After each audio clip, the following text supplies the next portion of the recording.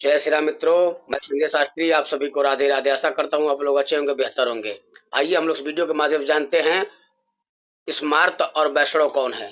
स्मार्त किस में आते हैं और वैष्णव किस में आते हैं। मित्रों, स्मार्त वो होते हैं ब्राह्मण, क्षत्रिय, वैश्य, गृहस्थ जो गायत्री की उपासना करते हैं और वेद पुराण धर्म शास्त्र स्मृति को मानने वाले पंचदेव उपासक होते हैं। ये सभी स्मार्त हैं। पंचदेव विष्णु, शिव, गणेश, शक्ति तथा सूर्य कहलाते हैं। और यह हो गए स्मार्त। और वैष्णव कौन है?